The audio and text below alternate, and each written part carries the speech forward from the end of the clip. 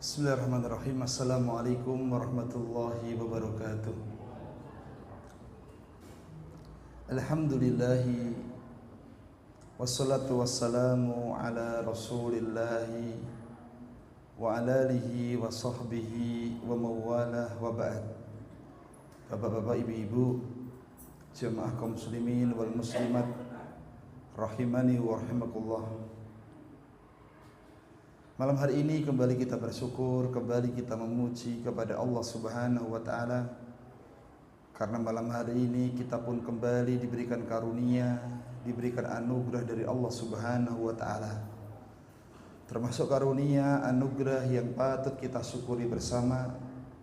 Kita masih diberikan kemudahan, hati kita masih digerakkan oleh Allah Subhanahu wa taala untuk bersemangat beribadah dan juga bersemangat belajar ilmu agama. Kita berharap, kita berdoa kepada Allah Subhanahu wa taala, semoga kemudahan yang Allah berikan kepada kita di dalam menjalankan kebaikan dan ketaatan kepada Allah betul-betul ini menjadi tanda akan datangnya kemudahan kelak untuk masuk ke dalam surganya. Amin ya rabbal alamin. Jemaah kaum muslimin kami hormati dan semoga dimuliakan Allah Subhanahu wa taala. Sebelum kita mulai ngaji kita di Ba'da Maghrib ini, pengingat untuk saya pribadi dan untuk jemaah semuanya, pengingat yang paling penting adalah mari sama-sama kita tata. Mari sama-sama kita luruskan niatan kita semuanya. Karena niat yang lurus itulah sebab amal yang kita kerjakan akan memberikan manfaat kepada kita. Niat yang lurus, niat yang benar adalah sebab setiap amal kita akan memberikan manfaat kepada kita. Al-Imam Ibnu Qayyim Al-Jauziyah beliau mengatakan, ketika amalan itu Bapak Ibu tidak dibangun, tidak dikerjakan di atas keikhlasan, amalan itu kata beliau yuthkiluna wala yanfa'una. Amalan ibadah yang dikerjakan namun tanpa didasari niatan yang lurus, niatan yang benar, beliau mengatakan yuthkiluna wala yanfa'una. Apa itu mana yuthkiluna? Hanya akan memberatkan. Wala yanfa'una, namun tidak akan memberikan apa? Manfaat. Saya ulangi, amalan yang dikerjakan tanpa keikhlasan kata beliau yuthkiluna wala yanfa'una. Coba ditentukan Bapak Ibu, yuthkiluna, monggo. Yuthkiluna wala yanfa'una. Yuthkiluna wala yanfa'una. Bersama-sama 1 2 3. Yuthkiluna wala yanfa'una. Apa itu makna yuthkiluna? Hanya akan memberatkan. Wala yanfa'una, tetapi tidak memberikan apa? Manfaat. Kados ngaji ba'da maghrib ngaten iki berat atau ringan? Berat. Maka Bapak Ibu mari sama-sama kita terus mengingatkan agar kita selalu meneruskan niatan kita semuanya. Baik jemaah kaum muslimin, kita lanjut belajar kita di malam hari ini, melanjutkan pembahasan kitab Thalathatul Usul. Thalathah artinya adalah 3, usul pokok, 3 perkara yang pokok yang hendaknya dipelajari seorang muslim dan muslimah. Jemaah kaum muslimin, pada malam hari ini sebelum kita lanjutkan, kita merojaah dulu pembahasan yang kemarin. Pada pertemuan hari Kamis yang lalu kita belajar pokok-pokok pembahasan, di antaranya 2. Yang pertama adalah dianjurkan memulai sesuatu dengan bacaan basmalah. Kalau bacaan basmalah berarti bunyinya adalah Bismillah atau Bismillahirrahmanirrahim. Kalau basmalah itu Bismillahirrahmanirrahim. Nirrahim. Kalau tasmiyah bunyinya adalah Bismillah. Bapak Ibu, kenapa kok kita dianjurkan memulai sesuatu dengan membaca basmalah? Masih ingat kemarin? Di antara sebabnya agar apa yang kita kerjakan mendapatkan apa? Keberkahan dari Allah Subhanahu wa taala. Dan kemarin kita sudah belajar juga kenapa pengarang kitab, penulis kitab ini kok membuka kitabnya dengan Bismillahirrahmanirrahim. Ada 3 alasan. Ada yang masih ingat kemarin?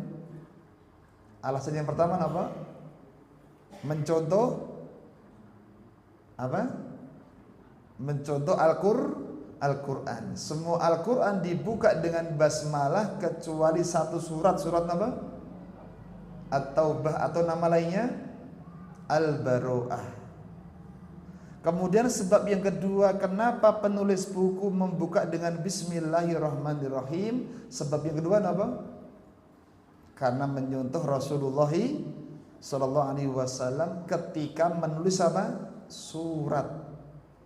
Kemarin kita berikan contoh, satu suratnya Nabi kepada Raja Romawi, yang kedua suratnya Nabi Sulaiman kepada Ratu Bilqis, Ratu Saba. Tab ini pokok yang pertama. Murojaah yang kedua, pokok yang kedua adalah pentingnya seorang pendidik mendoakan muridnya. Beliau di dalam buku ini sebelum menerangkan isi daripada kitab membuka dengan basmalah, kemudian yang kedua beliau mendoakan rahimakallah, semoga Allah merahmati kamu. Bapak Ibu, kenapa seorang tua, seorang pendidik, seorang guru itu jangan cuma sebatas menyampaikan, tapi juga mendoakan.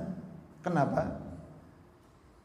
Karena guru, orang tua ketika menyampaikan itu ada perubahan. Pengennya ada perubahan. Dan yang bisa merubah itu siapa? Hanya Allah Subhanahu wa ta'ala. Adapun ustadz, adapun guru sebatas hanya ngajak, sebatas hanya menyampaikan. Maka Bapak Ibu jangan pernah bosan mendoakan anak-anaknya, yang itu guru mendoakan para muridnya, karena hidayah taufik itu khusus hanya milik Allah Subhanahu wa ta'ala. Tapi ini merojaah pertemuan yang kemarin. Kita akan masuk pembahasan di dalam kitab berikutnya. Bapak Ibu kalau hormati, ini kitab yang di awal kitab dari kitab Salasatul Usul. Monggo biar ada yang membekas kita baca, Bapak Ibu bisa sama-sama ditirukan. Bismillahirrahmanirrahim. Monggo. I'lam rahimakallahu annahu yajibu alaina ta'allumu arba'i masaila. Al-ula al-ilmu wa huwa ma'rifatullahi wa ma'rifatu nabiyyihi wa ma'rifatu dinil islami bil adillati. Ats-tsaniyatu al-amalu bihi. Ats-tsalitsatu ad-da'watu ilaihi. Ar-rabi'atu as-sabru 'alal adza fihi. Apal apa dering? Alhamdulillah. Belum Bapak Ibu, karena baru sekali. Jamaah kaum muslimin, beliau membuka bukunya dengan Bismillahirrahmanirrahim. Alasannya sudah kita merujuk tadi. Ya, karena mencontoh Al-Qur'an. Kedua, menyontoh Rasul ketika nulis apa? Surat. Berikutnya beliau mengatakan, ketahuilah rahimakallah, Beliau mendoakan dulu, semoga Allah merahmati kamu. Demikianlah pentingnya seorang dai, seorang ustadz, kedua orang tua ketika ingin anaknya, muridnya, jamaahnya baik, jangan sebatas menyampaikan materi, tapi juga bersemangat mendoakan. Karena hidayah taufik hanya milik siapa? Allah Subhanahu wa ta'ala. Annahu yajibu alaina, sesungguhnya wajib atas kita, ta'allumu, belajar, arba'i masaila, 4 masalah. Jadi yang wajib dipelajari tadi ada berapa masalah? Ada 4.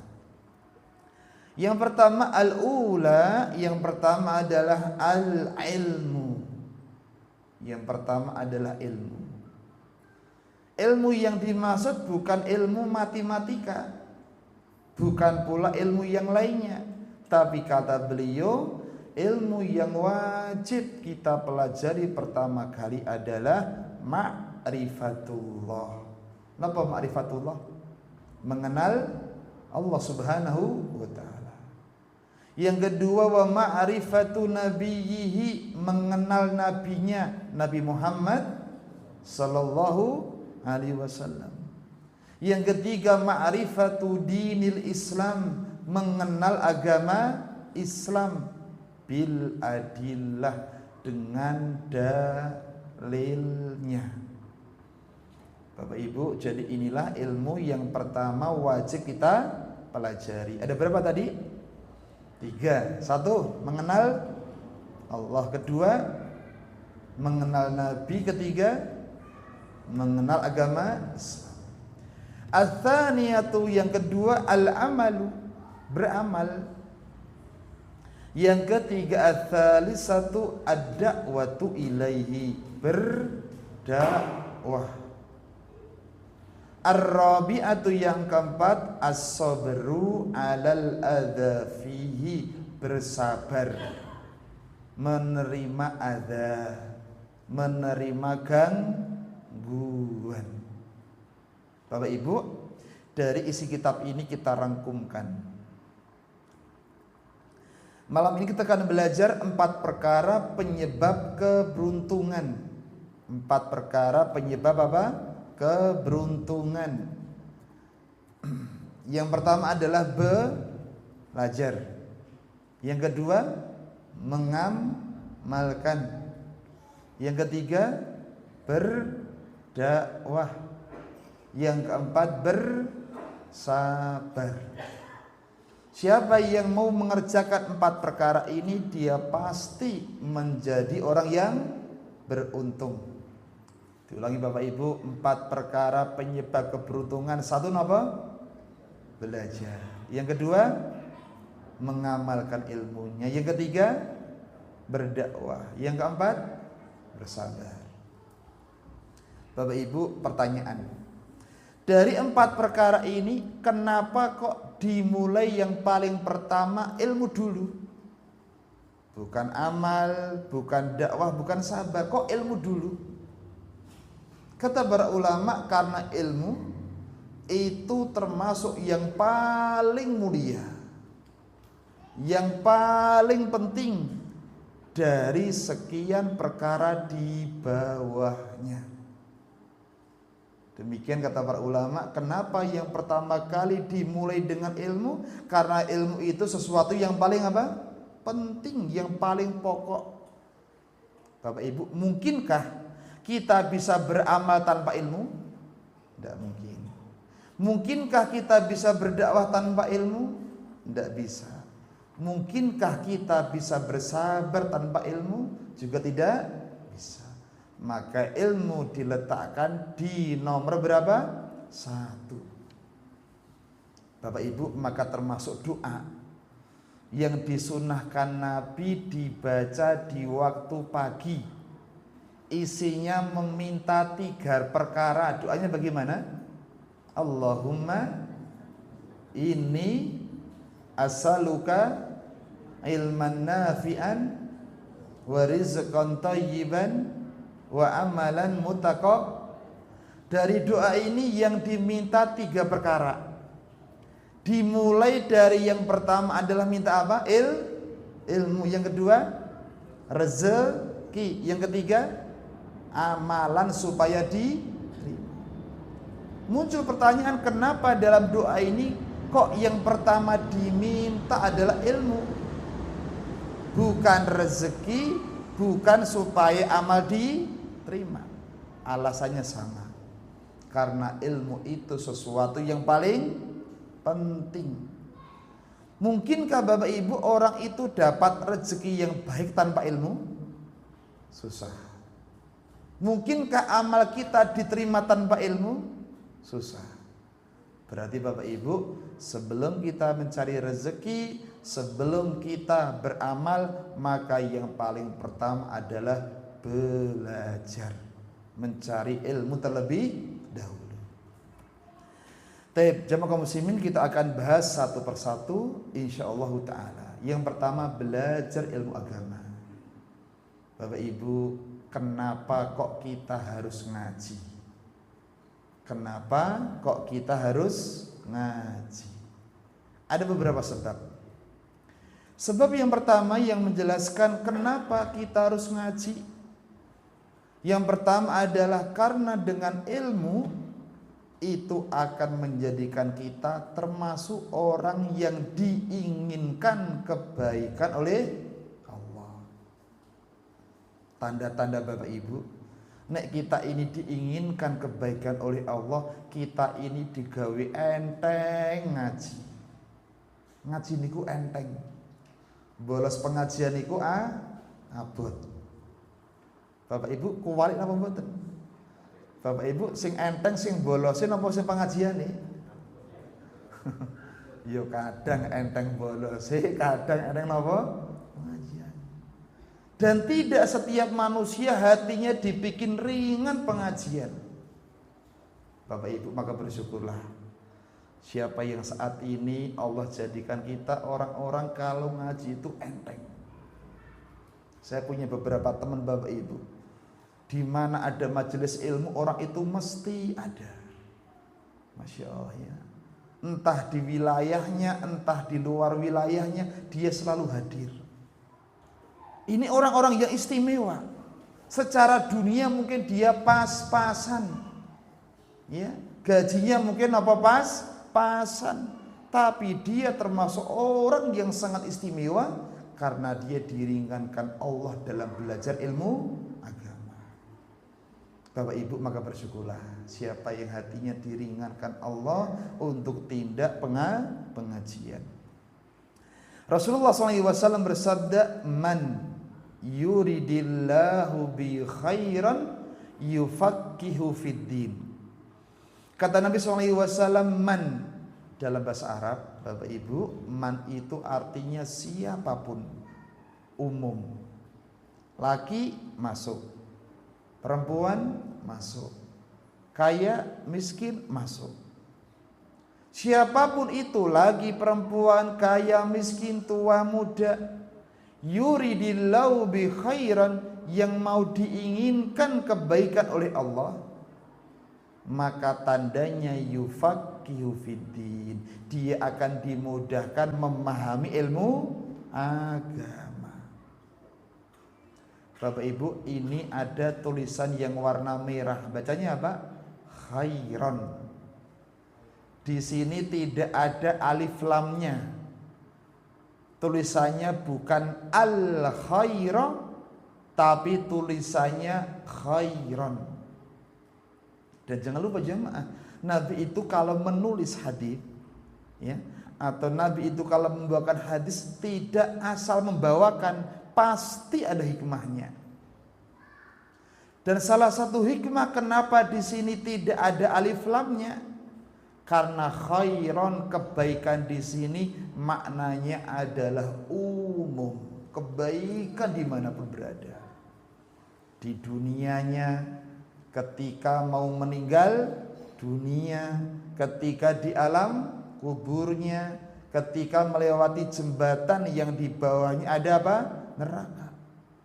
Siapa yang diinginkan kebaikan di tempat-tempat tersebut, tandanya adalah dia akan dimudahkan memahami ilmu agama. Bapak Ibu gen paham ilmu agama niku carane pun pripun? Yo sinau.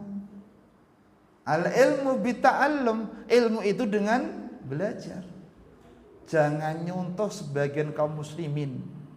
Ada orang-orang yang pengen pinter, buka buku ini diobong, terus awune pripun? Lebokke gelas lajeng diombe. Kersane napa? Pinter. Nek pengen apal Al-Qur'an, Al-Qur'ane disuwek, diremet, diobong, awune lebokke gelas lajeng diombe. Kersane napa? Gen apal. Kira-kira nek ngeten niku penak napa mboten? Lah wong sing ngapalke metentenge ra apal, Al-Bayyinah diapalke seminggu kolak wali. Bapak Ibu enten sing wani setoran Al-Bayyinah tanpa diulak-walik. Ya, jamaah kaum muslimin kang hormati. Maka siapa yang diinginkan Allah kebaikan di dunia, ketika mau menghadapi sakaratul maut, ketika di alam kubur, ketika di padang mahsyar dan sebagainya, tandanya dia dimudahkan memahami ilmu agama. Alhamdulillah Bapak Ibu, umur kita ini Masya Allah, walaupun mungkin tidak lama lagi, ya, tapi di sisa-sisa umur kita masih diberikan hidayah oleh Allah. Bersemangat belajar ilmu agama. Alasan kedua, kenapa ngaji? Karena ilmu itu menghidupkan hati. Alias orang yang hatinya jarang disirami ilmu, hatinya tidak akan ada kehidupan. Maka Bapak Ibu, Nabi kita Nabi Muhammad SAW membawakan satu hadis. Ilmu itu seperti ghaib. Kata Nabi SAW, "Mathalu ma ba'athani Allahu bihi minal huda wal ilmi kamathalil ghaib." Permisalan petunjuk dan juga ilmu yang Allah turunkan kepada Nabi Muhammad SAW itu seperti ghaithun. Ghaithun itu air apa? Hujan, tapi khusus air hujan yang memberikan manfaat. Diulangi, ilmu tadi digambarkan Nabi seperti apa? Air hujan yang bermanfaat. Bahasa Arabnya apa? Ghaiyatha, dibaca ghaithun. Coba saya baca ditirukan. Ghaithun, ghaithun, ghaithun. Apa arti ghaithun? Air hujan yang bermanfaat. Bapak Ibu, bumi niku nek dangu mboten udan, pripun kondisine? Kering. Kalau sudah kering, yang kedua napa? Tanaman pada mati. Enggak bisa menumbuhkan tanaman. Sama kalau hati itu jarang disirami ilmu, sebagaimana tanah tidak pernah kehujanan. Tanah itu akan kering, enggak menumbuhkan tumbuh-tumbuhan. Sama jamaah. Hati itu kalau jarang disiram ilmu selain kering, maka sedikit pula tanaman amal kebaikan yang tumbuh darinya. Bapak Ibu jenengan persani, tiang-tiang niku nek malas ngaji, biasane malas beramal. Tapi nek semangat ngaji, biasanya juga semangat apa? Beramal. Coba Bapak Ibu jenengan perai ngaji sebulan. Rasanya niku ngibadah malas napa semangat? Dari dicoba nggih, jangan jemaah. Bahaya. Ya, jemaah kaum muslimin, inilah termasuk bentuk kasih sayang Nabi kita SAW. Nabi itu mengajarkan sesuatu dengan contoh-contoh yang mudah difahami, menggambarkan ilmu seperti air apa? Hujan. Taib, selesai. Yang ketiga, kenapa harus ngaji? Karena ngaji, ilmu itu jalan yang memudahkan masuk ke dalam surga. Hadis yang terkenal, Nabi bersabda, man salaka tariqan, siapa yang menempuh jalan. Jalan ini dua bentuk Bapak Ibu. Maksudnya dia berjalan dengan kakinya, timi tidak temu di majelis ilmu. Atau jalan yang kedua, jalan yang bentuknya itu maknawi, menulis, menghafal, mendengarkan, murojaah dan sebagainya. Siapapun yang menempuh jalan, baik jalan itu maknawi maupun hissi, yaltamisu fi ilman, dalam rangka untuk mencari ilmu, sahalallah, itulah orang-orang yang akan dimudahkan thariqan, jalan menuju kepada surga. Di sini lafadznya bukan thariqan ilal ghina, jalan menuju kaya, enggak, atau jalan menuju jabatan, tapi dimudahkannya kemana? Surga. Berarti ini ngaji suwe tapi ra sugih-sugih, ngajine direm napa digas? Aku ngaji pirang-pirang tahun ra sugih-sugih, malah suwe dadi pengangguran. Karena memang ngaji itu bukan memudahkan kekaya, tapi memudahkan jalan menuju kepada apa? Surga. Bapak Ibu, para ulama menjelaskan makna Allah mudahkan baginya jalan ke surga ada 3. Pertama, menuntut ilmu itu sebab mendapatkan hidayah, dan hidayah itulah yang akan mengantarkan kepada surga. Saya ulangi, makna Allah memudahkan dengan belajar menuju kepada surga ada 3 makna. Makna yang pertama, dengan menuntut ilmu orang akan mendapatkan apa? Hidayah, dan dengan hidayah itulah akan mengantarkan seorang hamba kepada surga. Kedua, makna Allah akan memudahkan orang yang belajar jalan menuju kepada surga. Makna yang kedua adalah menuntut ilmu akan mengantarkan kepada ilmu yang lainnya. Terus tiang niku nek purun sinau Bapak Ibu, Allah akan bukakan pintu-pintu ilmu yang lainnya. Semakin seragap kita ngaji, semakin banyak ilmu-ilmu yang Allah akan bukakan untuk kita. Ini makna yang keberapa? Kedua. Makna yang ketiga, bahwa mencari ilmu memudahkan ke surga adalah dengan ilmu Allah memudahkan jalan yang nyata menuju kepada surga, yaitu saat melewati sirat. Napa sirat? Jembatan. Yang jembatan itu di bawahnya enten apa? Neraka. Yang jembatan itu lebih tajam daripada pedang, lebih lembut daripada rambut. Orang yang mau belajar ilmu agama dimudahkan menuju kepada surga. Di antara makna ketiga, dia dimudahkan berjalan di atas sirat, di atas jembatan Bapak Ibu. Setiap kita pasti melewatinya. Yuk Bapak Ibu, jangan sampai gara-gara kita di dunia menuruti hawa nafsu, malas ngaji, akhirnya besok jalan di sirat malah terjatuh kepada neraka. Memang Bapak Ibu, untuk menuju kepada surga itu butuh perjuangan. Jamaah, surga itu letaknya di bawah atau di atas? Di atas. Kalau neraka di bawah. Apa di antara faedahnya? Jenenge non dhuwur. Untuk sampai ke atas itu butuh apa? Ya perjuangan.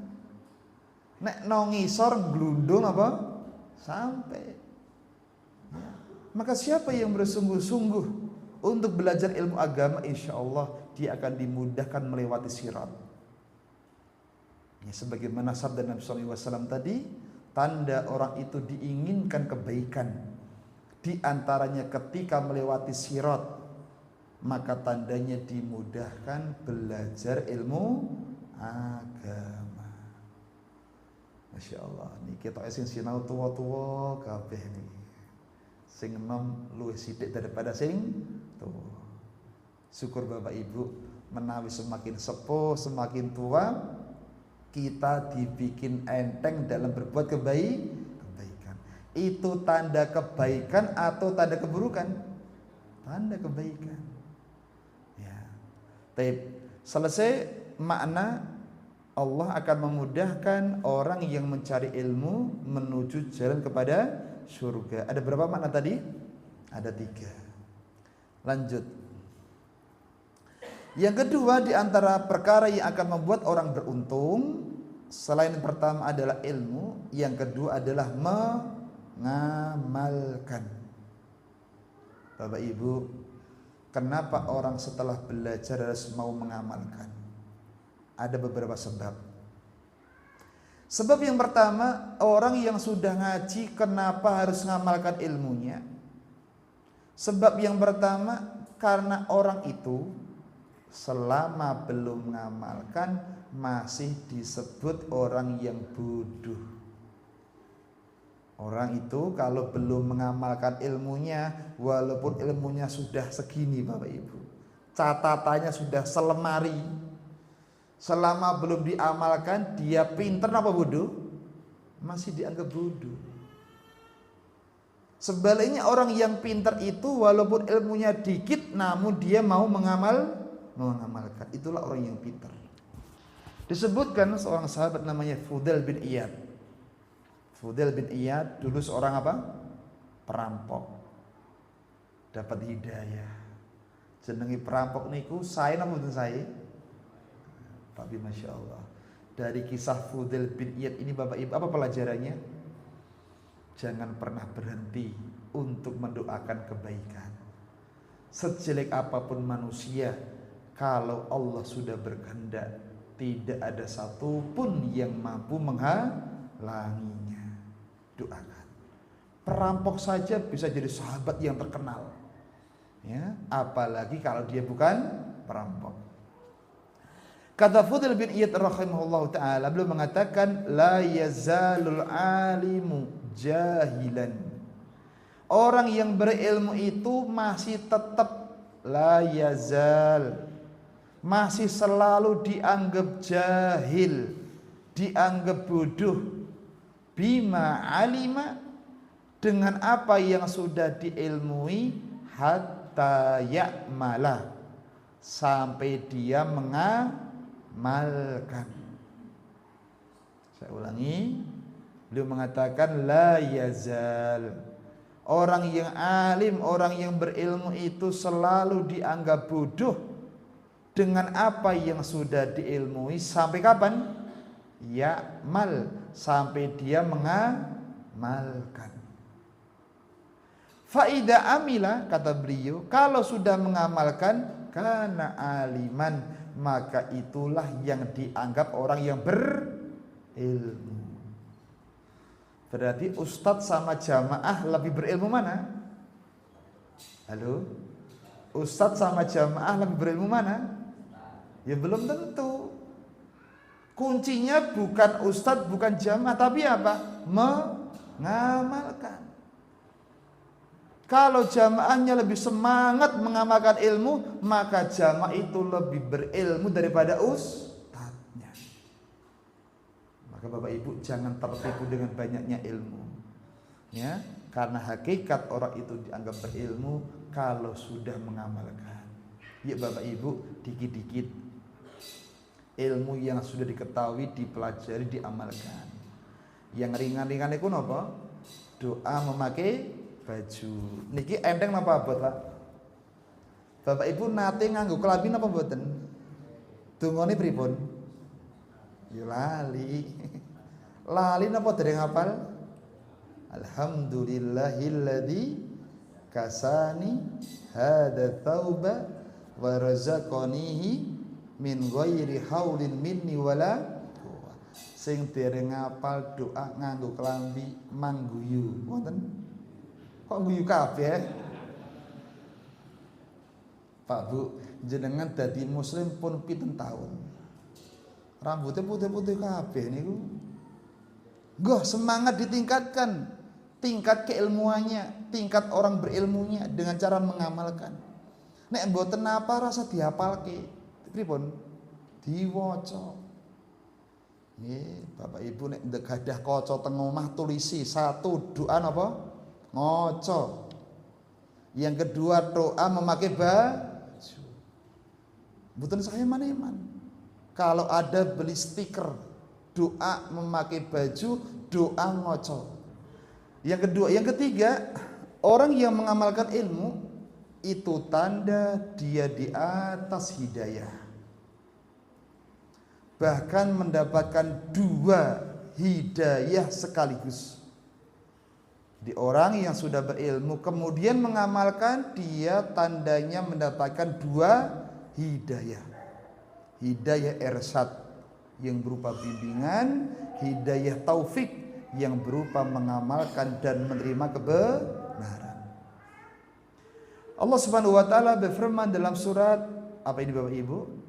Al-Fatihah. Ihdinas siratal mustaqim. Tunjukilah kami kepada jalan yang lurus. Kata sebagian ulama tafsir, makna siratal mustaqim adalah al-ilmu wal amal. Sebagian ulama di antaranya Syekh Abdurrahman bin Nasir As-Sa'di atau yang lainnya belum menafsirkan siratul mustaqim maknanya adalah al-ilmu dan apa? Amal. Siapa yang berilmu tapi belum beramal, belum di atas jalan yang lurus. Siapa yang beramal tapi tanpa ilmu, dia juga belum di atas jalan yang lurus. Kapan di atas siratul mustaqim? Kalau punya ilmu walaupun dikit, tapi dia mau apa? Mengamalkan. Bukti Bapak Ibu kalau tafsir ini as-siratal mustaqim maknanya ilmu dan amal, buktinya ayat berikutnya. Ihdinas siratal mustaqim siratal ladzina an'amta alaihim, jalannya orang-orang yang telah Kau beri nikmat atas mereka, yaitu para sahabat. Ghairil maghdub, bukan jalannya orang yang dimurkai. Siapa maksudnya? Yahudi. Yahudi itu maghdub, dimurkai karena punya ilmu namun tidak diamalkan.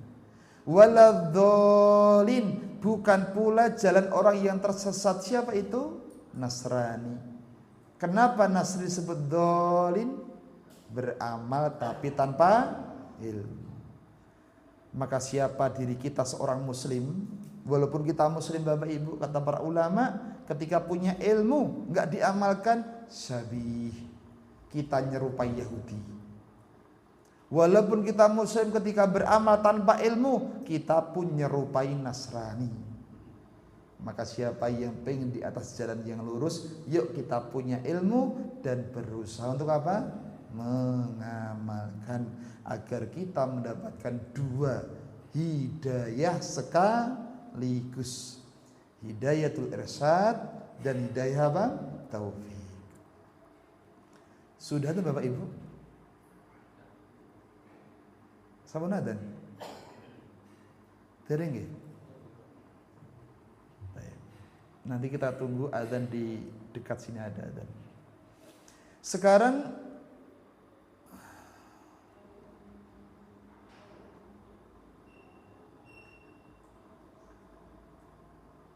yang pertama berilmu, yang kedua beramal, yang ketiga berdakwah. Bapak Ibu, kenapa kita harus berdakwah? Mengajarkan yang sudah kita ketahui, ada beberapa alasan. Alasan yang pertama, dengan kita berdakwah akan mendapatkan pahala jariyah. Pahalanya terus mengalir walaupun kita sudah meninggal dunia. Rasulullah SAW bersabda, man dalla ala khair, siapa yang nunjukkan kepada kebaikan, falau mislu ajri fa'ilih, dia mendapatkan pahala seperti pelakunya. Duduh kita Bapak Ibu. jenengan mangkat pengajian ngajak satu orang, jenengan dapat pahala plus pahala siapa? Yang diajak. Kata Al-Imam Nawawi, Bapak Ibu, menunjukkan kepada kebaikan itu bisa dengan lisan, bisa dengan tulisan, ya, bisa dengan buku. Bapak Ibu lihat, kita dulu pernah kenal seorang tokoh Jogja, pakai kacamata Bapak Ibu. Beliau nulis sebuah tulisan, yang tulisan itu selalu dan sering dipakai kaum muslimin belajar Al-Quran. Buku apa itu? Iqra. Pertanyaan siapa penulisnya? As'ad apa As'ad nggih? As'ad Humam. Pokok itu Bapak Ibu. Saya tanya, orangnya masih hidup atau sudah meninggal dunia? Sudah meninggal. Tapi karyanya, tulisannya masih dimanfaat banyak kaum muslimin sampai detik ini. Pahala jariah Bapak Ibu. Makanya orang yang paling beruntung itu bukan orang yang bertahta, orang yang bertumpuk-tumpuk harta boten, tapi yang paling beruntung ketika nafas berhenti, tapi karyanya masih memberikan pahala jariah kepadanya. Iqra Bapak Ibu, Masya Allah. Betapa banyak orang bisa baca Al-Quran dengan sebab belajar lewat apa? Iqra. Gak kalah dengan Iqra tentunya pengajar apa? Iqra-nya. Berarti pengajar Iqra sama pengajar universitas niku sisi jasanya banyak mana? Banyak Iqra. Nek jenengan suruh pilih dari dosen apa pengajar Iqra? Ya dosen gajinya gede. Bayangkan Bapak Ibu, bagaimana orang bisa belajar tafsir kalau tidak bisa baca Al-Quran. Dan orang bisa baca Quran itu pertama lewat Iqra. Bejo, untung siapa yang dulu pernah mengajari orang lain abata sampai dia bisa baca Al-Quran. Rasa muluk-muluk jamaah, nggak ngajari abata itu luar biasa. Ya, luar biasa. Maka jangan disepelekan. Siapa yang saat ini masih diberikan kemudahan Allah menjadi pengajar Iqra, bersyukurlah, berbangga diri. Alhamdulillah. Gak sembarangan orang bisa ngajarkan. Baik, sudah dan Bapak Ibu, saya kira cukup pertemuan malam hari ini. Insya Allah Ta'ala kita sambung pertemuan-pertemuan berikutnya. Untuk Kamis depan, berarti Kamis pertama insya Allah jadwalnya Ustadz siapa? Aditya Bahari, dengan tema kaidah-kaidah kehidupan yang Allah tetapkan di dalam apa? Al-Quran.